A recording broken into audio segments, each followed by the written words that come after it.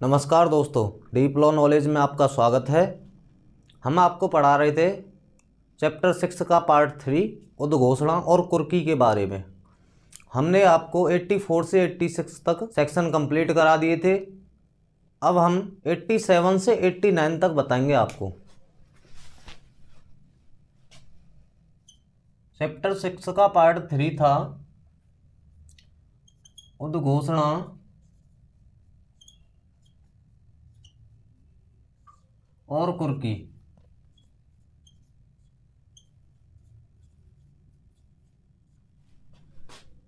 Eighty 84 से 89 हैं, जिनमें हमने आपको 87 6 तक करा दिए थे। अब हम 87 से 89 कराएंगे आपको इस वीडियो में। तो 87 देख लेते हैं। धारा 87 कुर्की के बारे में दावे और आपत्तियां। कुर्की के बारे में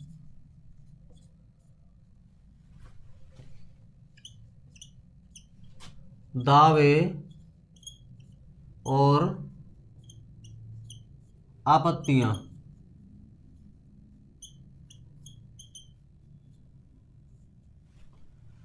इसमें 4 उपधाराएं हैं।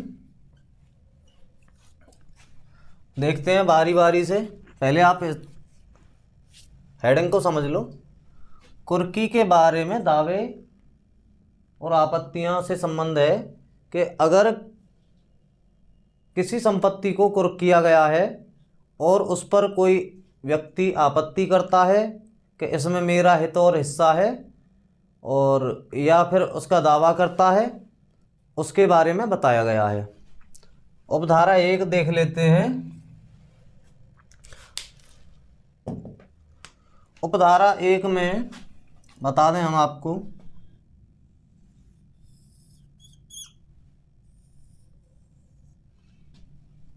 ये कोर्ट है सी न्यायालय। इसने एम व्यक्ति की संपत्ति को कुर्क करने के आदेश दिए हैं और इसकी संपत्ति है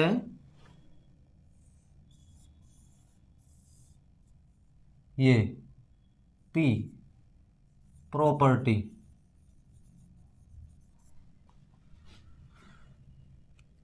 इसको कुर्क करने के आदेश दिए हैं,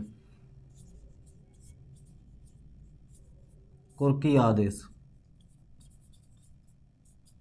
अगर कोई अन्य व्यक्ति आता है, इस व्यक्ति के अलावा और कोई व्यक्ति आता है और वह कहता है कि ये जो प्रॉपर्टी थी इसमें मेरा हिस्सा है या सारी प्रॉपर्टी मेरी है, ये ऐसा कोई व्यक्ति दावा करता है और कुर्की की आपत्ति करता है, तो न्यायालय क्या करेगा? इसकी जांच कराएगा और जांच कराने के बाद इसे मंजूर भी कर सकता है आपत्ति को, और नामंजूर भी कर सकता है। अगर न्यायालय को लगता है कि हाँ यह व्यक्ति सही कह रहा था, जो अदर व्यक्ति है यह कह रहा था कि ये संपत्ति में मेरा हिस्सा है या ये संपत्ति मेरी है, और न्यायालय को सही लगता है तो उसकी आपत्ति को मंजूर कर देगा। अगर लगता है कि हाँ ये गलत कह रहा था, इसका कोई हिस्सा नहीं है इसमें, तो नामंजूर कर देगा। अगर ये अदर व्यक्ति जो है ये मर जाता है, दावा कर दिया इसने और ये मर गया, तो इसका जो भी विधिक प्रतिनिधि होगा, विधिक प्रतिनिधि, वह इस दावे को चालू रख सकता है। दावा हो या आपत्ति हो, वह उसे चालू रख सकता है। अब देखते हैं उपधारा 2। उपधारा 2 क्या कह रही है कि ये है एक डिस्ट्रिक्ट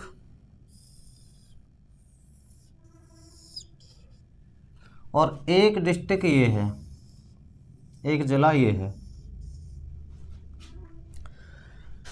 ये न्यायालय यहाँ था इस जिले में, इसमें था ये न्यायालय,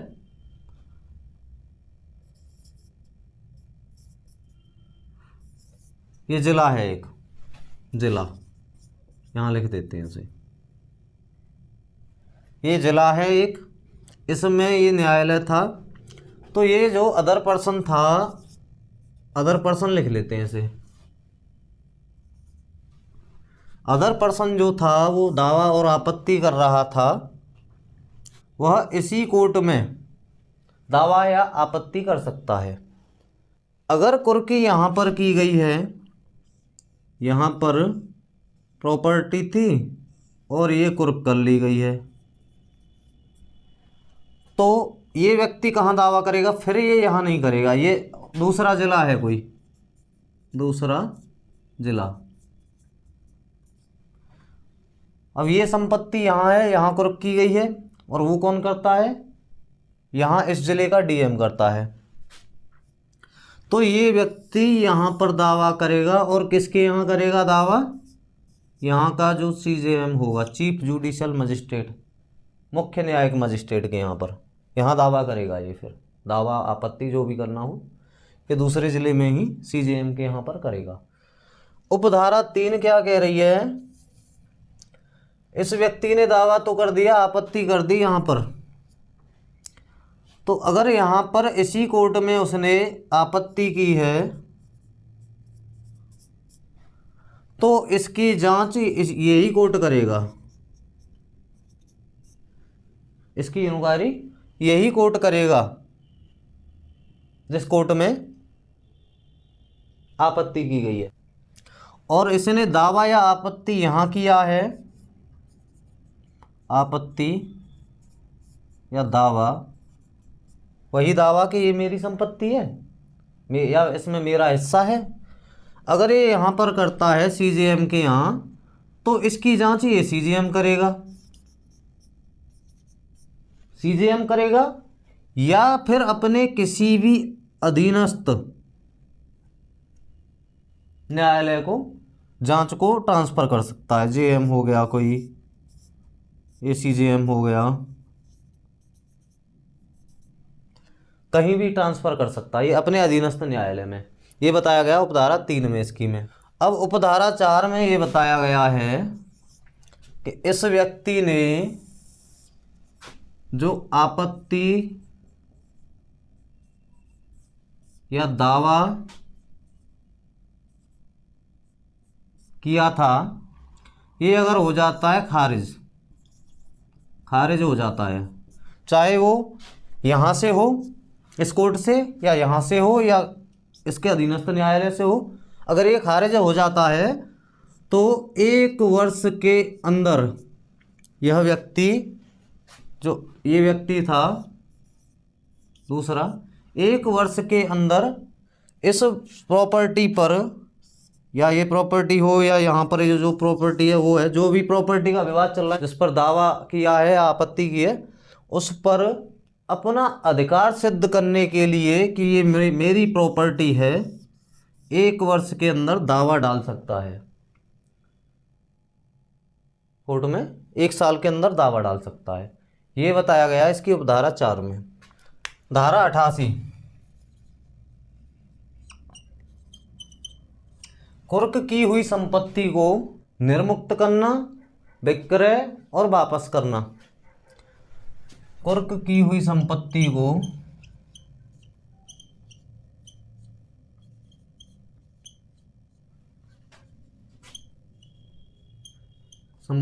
को निर्मुक्त करना,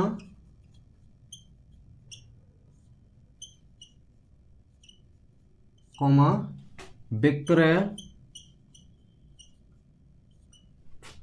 और वापस करना, वापस करना। इसमें 3 उपधाराएं हैं कुल।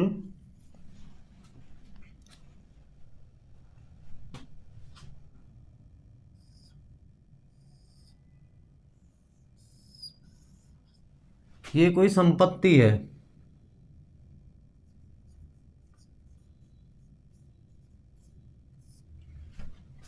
ये है संपत्ति। अब इसकी हो गई कुर्की, कुर्की हो गई इसकी। अब उपधारा 1 कह रही है कि यदि उद्घोषित व्यक्ति, यदि उद्घोषित व्यक्ति उद्घोषणा के समय के भीतर, जो उद्घोषणा में समय दिया था उसे, कि 30 दिन की अपेक्षा रखेगा उससे न्यायालय, हमने बताया था सेक्शन 84 में, उपस्थित हो जाता है। कहाँ?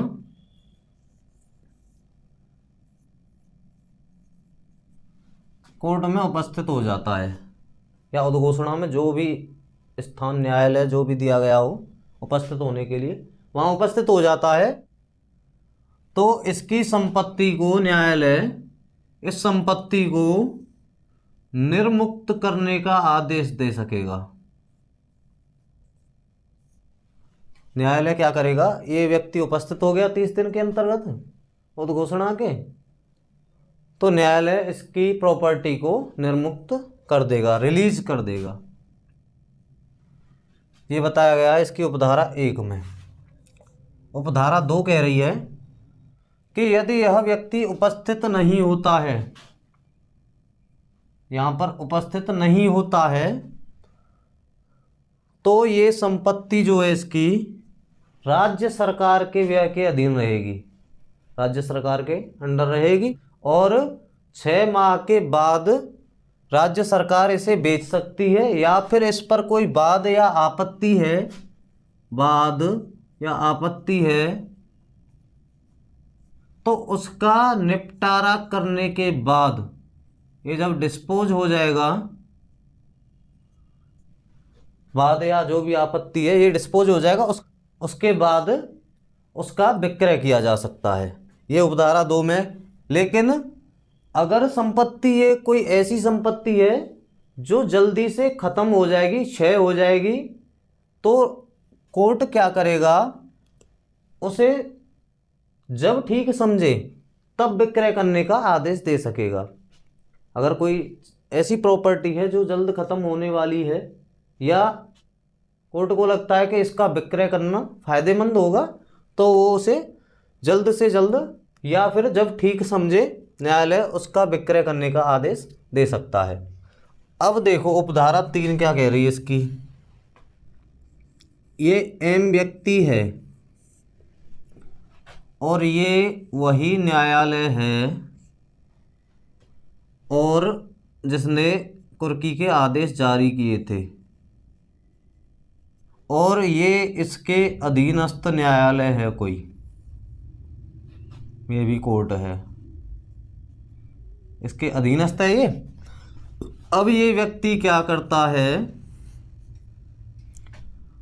2 वर्ष के अंदर या तो ये पकड़ कर लाया जाता है, या ये खुद आके हाजिर हो जाता है और ये साबित कर देता है ये व्यक्ति कि ये वारंट से बचने के लिए फरार नहीं हुआ था, और ना ही ये छिपा था कहीं, और इसे उद्घोषणा की जानकारी नहीं हो पाई थी। ये साबित कर देता है, कहने इस मात्र से कुछ नहीं होता है, प्रॉपर उसके साक्ष्य देता है, डॉक्यूमेंट्स वगैरह जो भी उसके पास पर्याप्त व्यवस्थाएं हों उन्हें पेश करके साबित कर देता है ये कि ना तो ये छुपा था, ना ये कहीं फरार हुआ था, और ना ही इसे उद्घोषणा के बारे में पता चल पाया था, जिससे वह समय के भीतर न्यायालय में उपस्थित हो सके, ऐसा साबित कर देता है।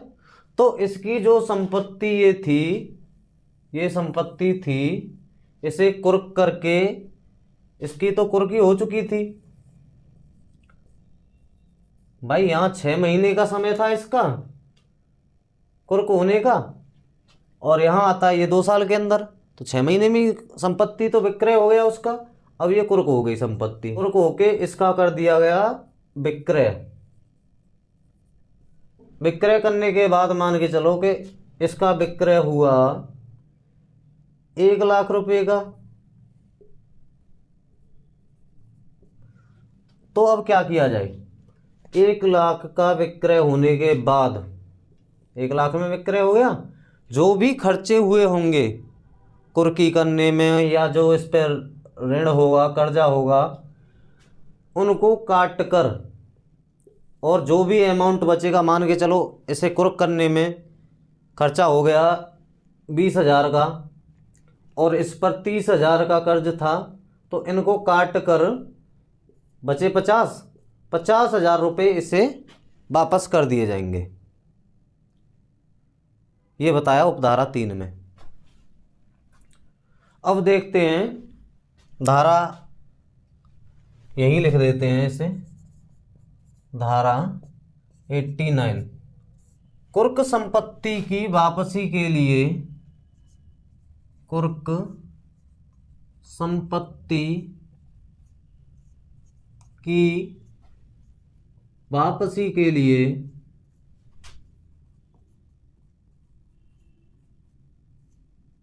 आवेदन